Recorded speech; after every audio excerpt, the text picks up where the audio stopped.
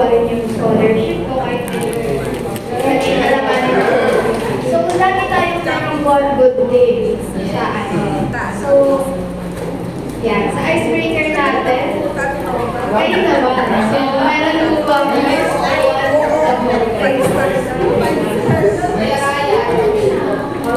So, meron, ano po, one good thing lang po, kahit ano po nangyari sa 2025 yun, kahit ano lang po, kahit ano. Pag-guys ko mag-share. Opo.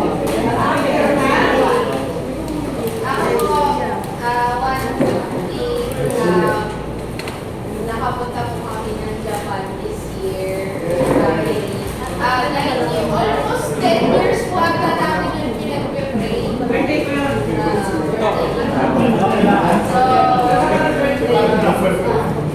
Salamat po kami sa Panginoon kasi parang dream lang talaga yung dati. Parang dream lang talaga. Tapos di mapalad yan this year. So, salamat sa Panginoon sa iningatan din po kami na-visit namin si Tita doon. Yun po, keep sa magandang memory this year. Thank you for that. Kung may gusto pa po, one good thing lang. Kahit nagiging.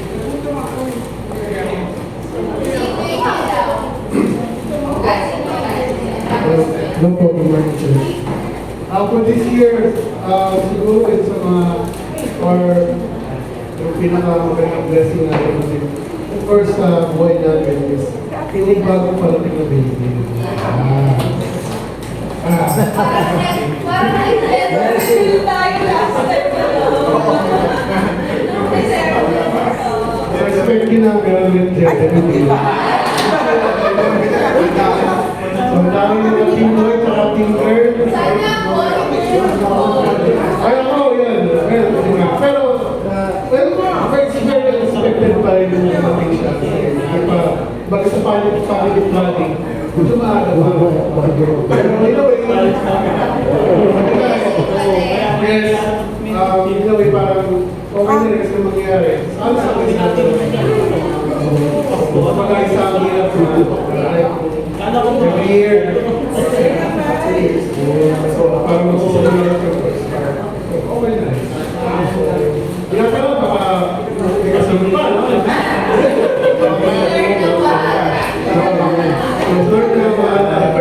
Sabi nga, the word of permission, hindi yung pangalan na nahihirapan na ako. Kasi nahihirapan kami ng mga bata sa hirap.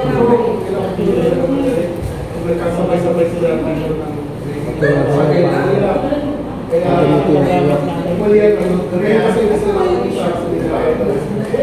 Umali, bumalik na rin sila kaagad. Pero, pag-pray natin na mabilis na pag-recover ng bata. And, of course, yung mapunta lang na safe na mapunta mo, it's a blessing na rin. Pinabayaan mo. Hindi ka nag-scratch. Sabi ka lang kasarap. Magising ka lang sa umaga. Ngayon, lalo ngayon, magkatapos na ang panibagong taon. Magkatapos na ang taon. Magkakaroon tayo ng panibagong taon na natapahagin. Isang malaking blessing. Ito, maraming salamat.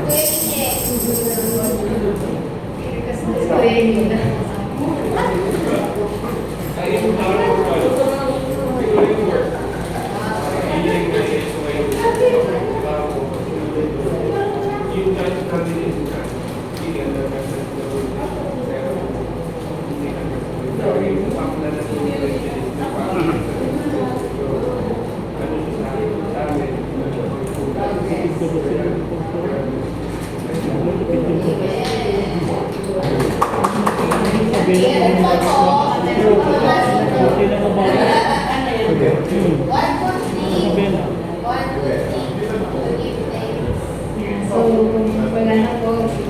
Start po tayo sa... First na naman yan. Sige po, Dr. Domenier yan. Siguro, pinaka naging naging grateful ako for this year. Kasi half of the year wala akong trabaho. Binigay sa akin ni Lord, pahinga. Napaka sobrang grateful ko dun sa I will give you rest, ikaw. Balik na ko na pahinga. Sarap lang. Try mo din. Hindi, parang yung lahat ng pag-hustle mo for 15 years, lahat ng stress, parang nabura siya. Yung na-clear yung utak mo, lalo na sa journey ng 6 months kasi mas nag-akit kami. So tapos yung kasama kami sa prayer ng Friday, yung kinikwento ko para siyang naging yoga sa amin. Nag-meditate ako for 1 hour. After that 1 hour, so actually, after nga, tulog talaga kami. Sobrang hindi ka nakakarapdan. Ayun, papasalamat ako kay Lord sa pahinga na binigay niya. Pero sa patay maaaring na po siguro na pahinga. Sold down. Masaya na ulit next year. Ako po, ito po pala. Okay naman na. Nakasama ni boses ko rin. Thankful and grateful ako sa Panginoon. Yun nga po yung pinagkalog niya sa amin na galit na lupa sa Pampanga. Almost 3 years na rin siguro yun. So, nakakatuwa kasi hindi lang yung in-expand nila yung territory natin. Kaya nagkakaroon sa Pampanga. Hindi lang na kami, enjoy naman doon, sila kami nakakapagkanin. So, pati salita ng Panginoon na tinatanim din. So, hindi lang nalaman, hindi lang, so, enjoy ka sa pagtatanim. And then, yung aking farm ng, ano siya, datos tanim doon, mani, mga gulay, so,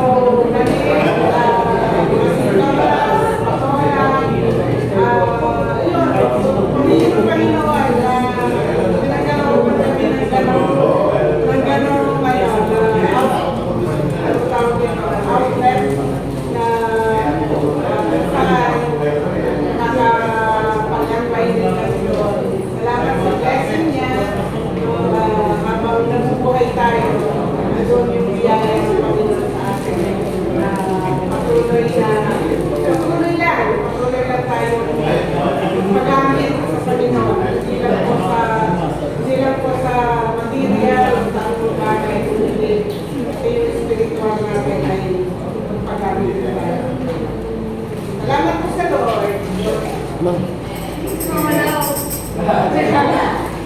Ako din, nag-thank you kay Lord kasi every year, talagang kong pagdating ng trabaho. Pero nag-thank you kay Lord kasi,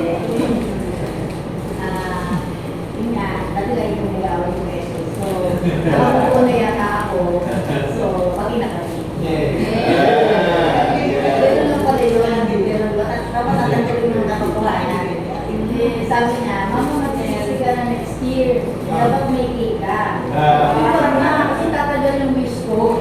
Kasi tatlo kayo, mahaba yung wish ko sa inyo kasi. Okay.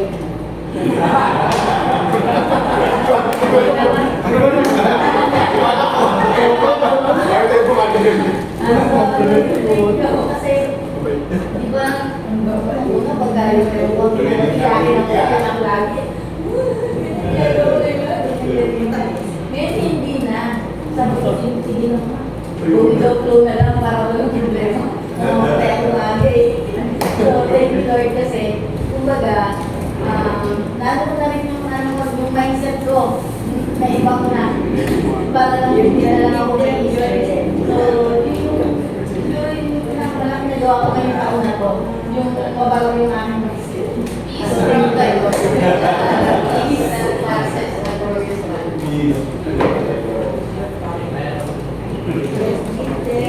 Yung sinabi, pwede na kay husband. Naging close kami this year. Dalawa ko lang sa kuya kasi. Parang naging close kami ni ate. So, ayun. Ano kasi, si ate kasi,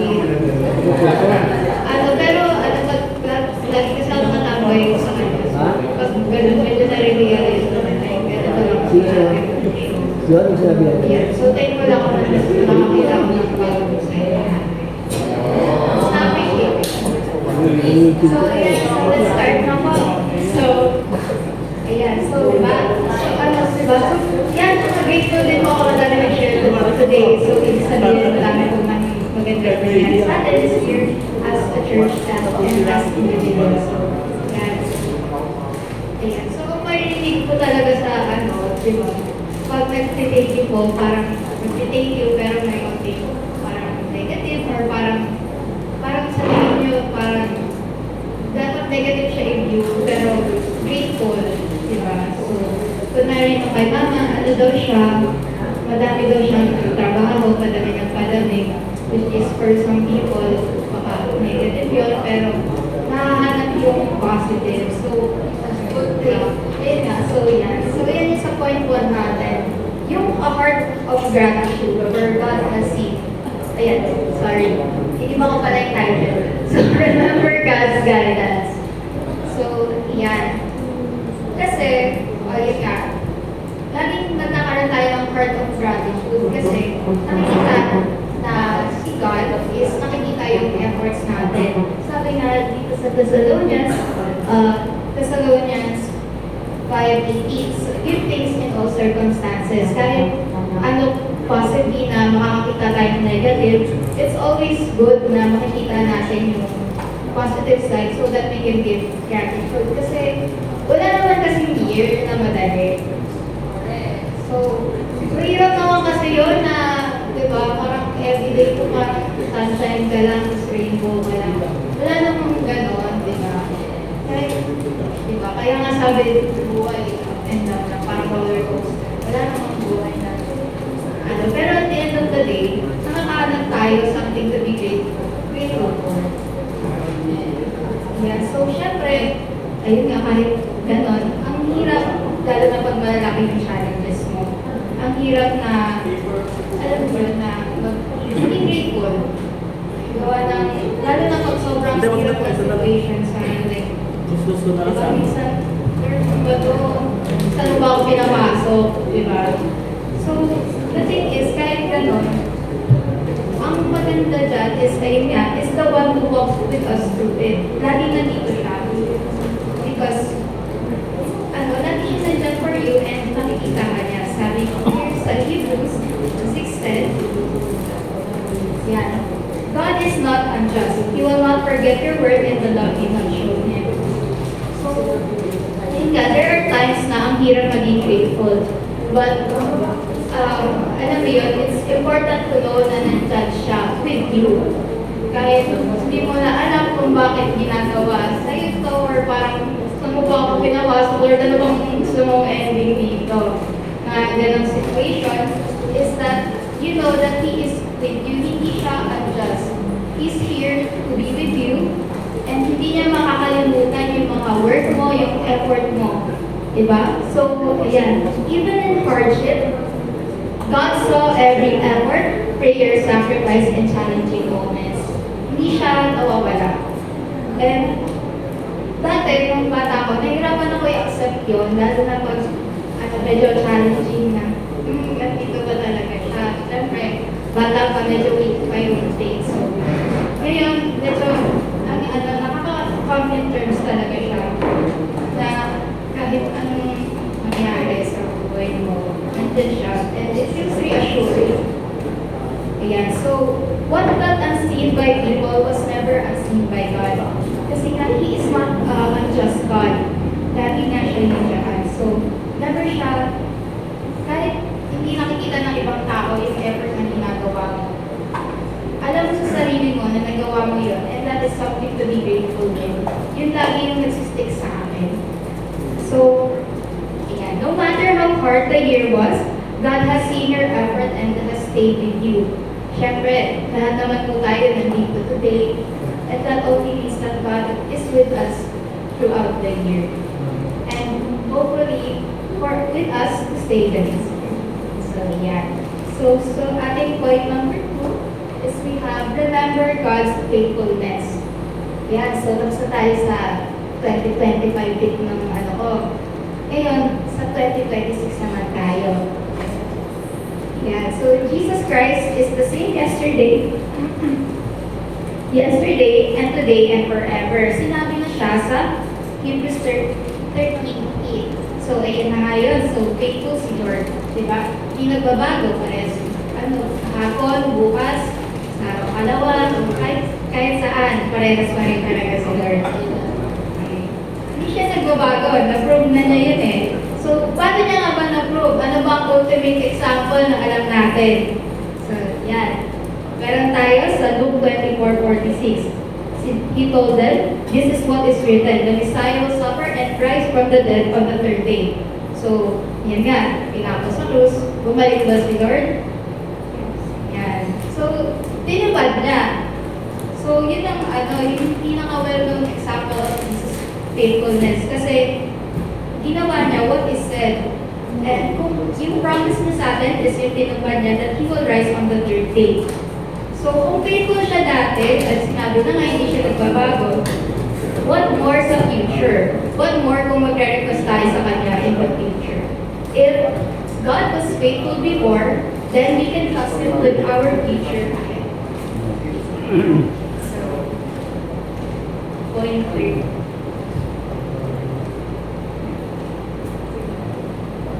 Yan. So, yan. Remember, God has open ears. So, di nga, faithful na nga eh. Alam na natin, approve na nga natin yun. So, hindi na binibreak yung mga promises niya.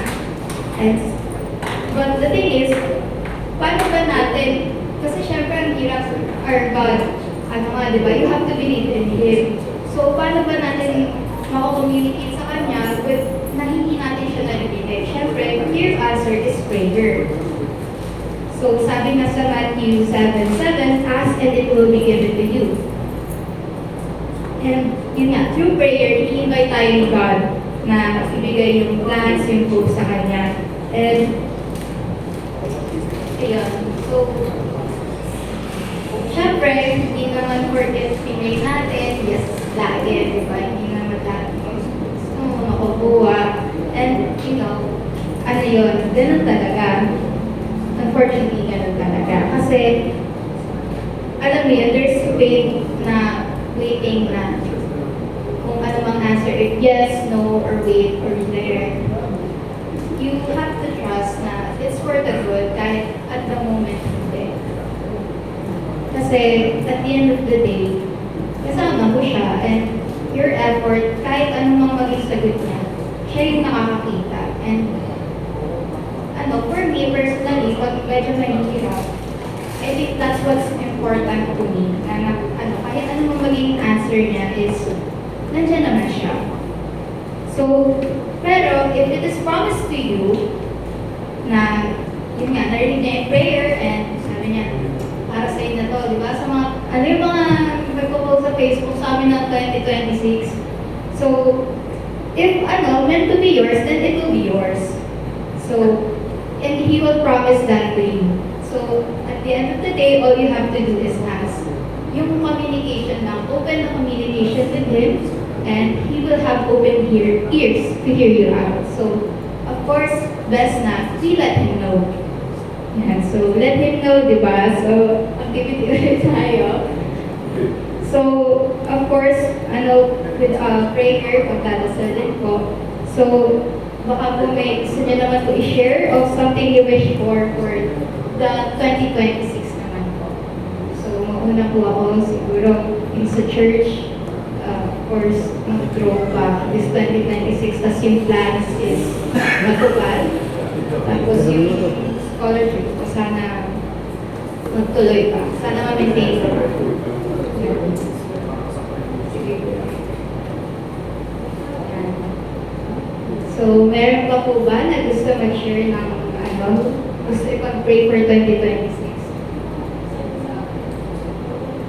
Yan. So, yun kayo yung mga... Hindi, kasi kanina maraming nagsabi na yun. Siyempre, mag-pray din natin yun. Yan, Kuya Angelo. Kasi lang, pinag-pray ko yung matuloy kami sa sama. Mabalikan ko yung mga bata ko. Yung mga nag-antay ko. Sige, yan. Yung sasakyan. Ang sabi niya, sige, mo. Nag-antay ka. Sabi kasi ni ate sa amin, makapasya lang daw ulit po sa kanila kapag bago na salita ng kayo. Hindi po yung mga dyan. Yun ang makapasya lang tayo po gusto. Kasama ulit na mabalik. Sino po? Oh. Sa 2026, sana bigyan ka na ng kalakasan para sa sarili ko. Sa family, sana yung maging mas close pa. Tapos sa church, sana lumaki pa tayo. Doon sa mga member na wala pang mga baby, sana magkaroon na sila ng baby. Kasi ramdam ko sila. Kasi ganyan din ako. Kaya sabi ko, sana yung mga hindi pa nagkakaroon ng baby, si Ate Jana, si Ate Liz, si Ate Sarah, si Ate Denise. Sana magkaroon sila. Lagi ko pinag-pray na sana kahit isa magkaroon. Kami nag-pray ko yung mga tao sa paligid na huwag nilang sasabihin, "Uy, hindi ko nagkatanak. Ano ba yan?" Tapos ano ba, huwag ka ba? Ganun.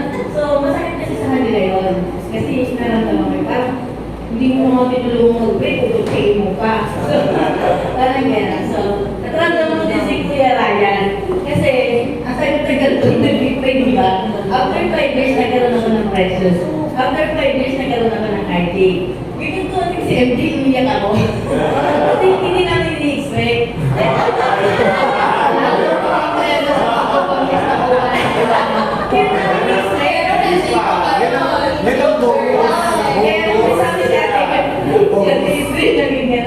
So, yun. Pero tingnan mo naman. O,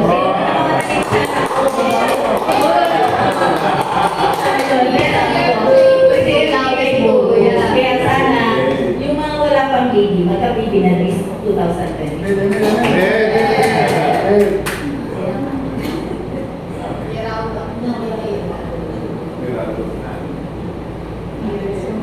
Actually, kanina din, madami din nagsabi, kaya may round up din ako siguro. Madami na din nagsabi, syempre, well, we are grateful. Mahirap naman na wala din tayong wish, di ba? So, yun. So, meron pa po yung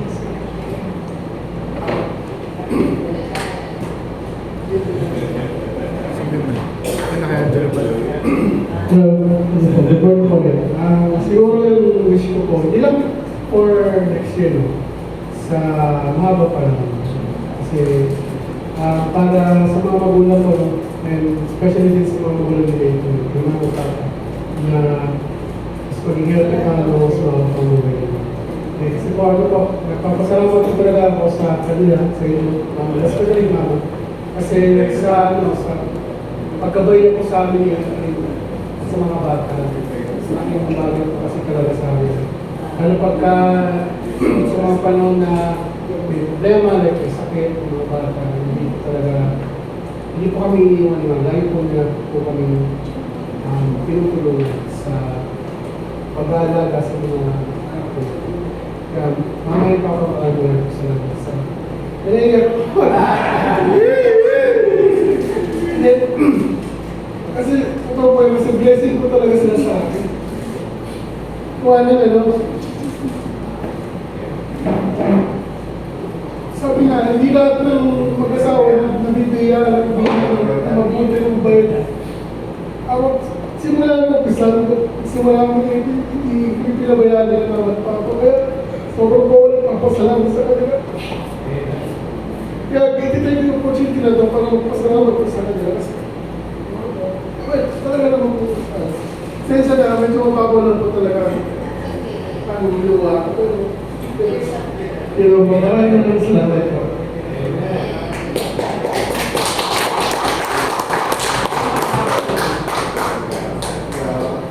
Ako po,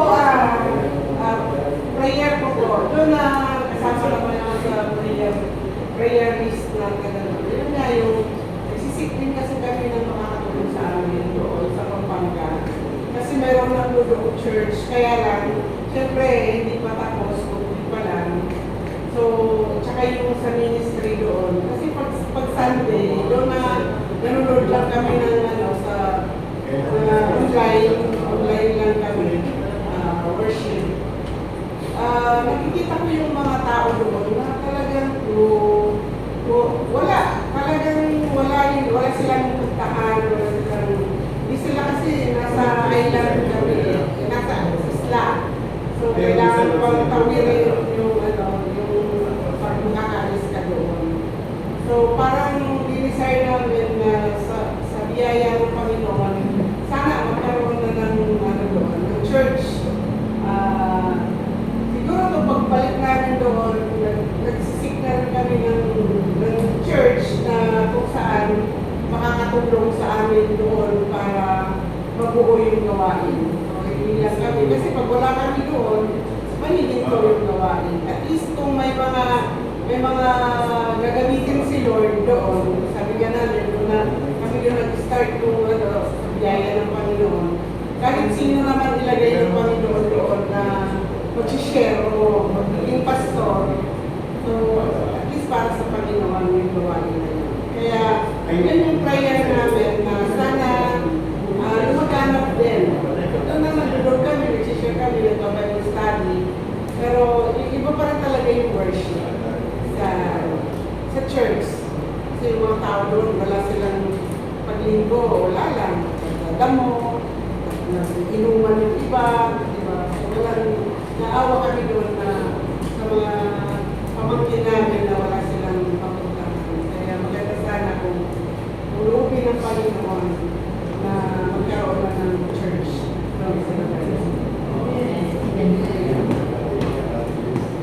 Meron pa po ba?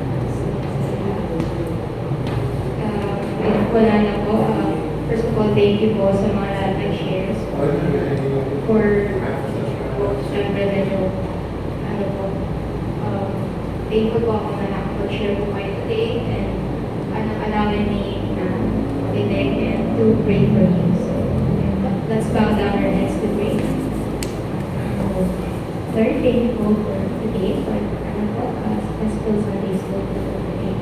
For everyone that shared everything, for everyone that shared today, and we're grateful for us for everything you've done for them this 2025, or this upcoming 2025. I wish for our church and each individual that is present on our church. Especially to those who are shared, from Kuya Angela, his praise for Samar, paglabi po ng mga bata, si Louis Medalla,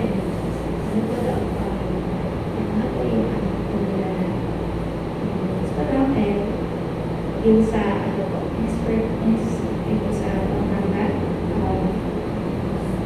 I wish for his good po and successful for its future. Lord, everyone needs to vision and guidance from you. Lord, we hope that this 2026 you will give us guidance for our growth. Everyone that has not spoken today but comes with desires in their heart, Lord, only you know what efforts they have done and what they want from this. We wish for successful 2026